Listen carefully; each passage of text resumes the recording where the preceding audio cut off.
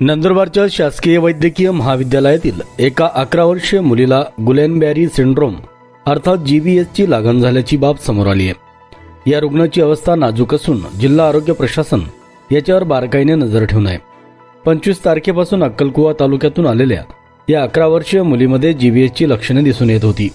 याच अनुषंगाने नंदुरबार शासकीय वैद्यकीय महाविद्यालयाने आधीच जीबीएसच्या अनुषंगाने 20 खाटांचा अद्ययावत कक्ष तयार करण्यात आला होता। या ठिकाणी या 11 वर्षीय मुलीवर उपचार सुरू होते। 2-3 दिवसापूर्वी या मुलीचे 9 कंडक्शन टेस्ट सोबत आरटीपीसीआर देखील करण्यात आली होती। याच टेस्टचा अहवाल सकारात्मक आला असून सध्या ही रुग्ण व्हेंटिलेटरवर असून तिची प्रकृती स्थिर असल्याचे वैद्यकीय महाविद्यालयाच्या अधीक्षकांनी सांगितले। दरम्यान या मुलीचा जीबीएस अहवाल सकारात्मक आल्यानंतर जिल्हा प्रशासनासह आरोग्य प्रशासन अलर्ट मोडवर आलाय।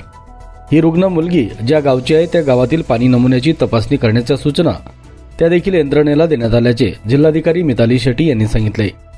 जीबीएसची कोणालाही लक्षण आढळल्यास तात्काळ आरोग्य यंत्रणेला संपर्क करण्याचे आवाहन जिल्हाधिकारी यांनी केले। सलाउद्दीन लोहार, प्रश्नचिन्ह न्यूज, शहादा। एक जीबीएसचे सस्पेक्ट केस आहे जे आयसीयू मध्ये आता ॲडमिटेड आहे। 11 वर्षाचा एक मुलगा आहे।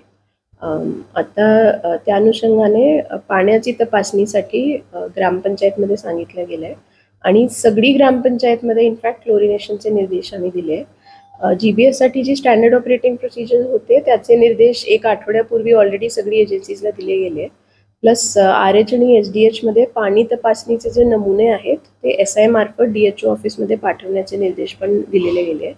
हॉस्पिटलमध्ये आमच्याकडे जवळपास 20 व्हेंटिलेटर आणि 4 पीडियाट्रिक व्हेंटिलेटर्स अवेलेबल आहेत। आमची यंत्रणा तयार आहे काही केसेस जर आपल्याकडे आढळले, पण आम्ही आमच्या तर्फून पूर्ण जी प्रिव्हेंटिव्ह ॲक्शन आहे ते आम्ही घेण्याचा आमचा पूर्ण प्रयत्न आहे। हा जे सस्पेक्ट केस आहे याचा आता नर्व कंडक्टिव्हिटी टेस्ट करण्यानंतरच कन्फर्मेशन होईल। ती कन्फर्मेशन उद्या किंवा परवापर्यंत होऊन जाईल।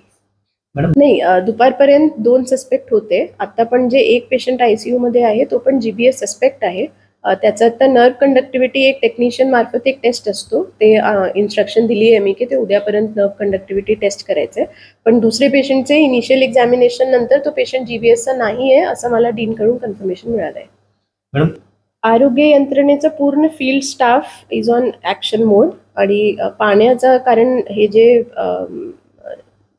व्हायरल डिझीज किंवा पाण्यामध्ये आता पुण्याचे एक सॅम्पलमध्ये कॅम्पायलोबॅक्टर म्हणून पण आढळलं आलं आहे, तर त्यामुळे तशी इन्स्ट्रक्शन्स पण दिली आहे आपली जी फील्ड यंत्रणा आहे। तर रेग्युलर तपासणी, क्लोरिनेशन, कारण पाण्यामार्फत हा जे कंटेजियन आहे ते तिथून फैलते।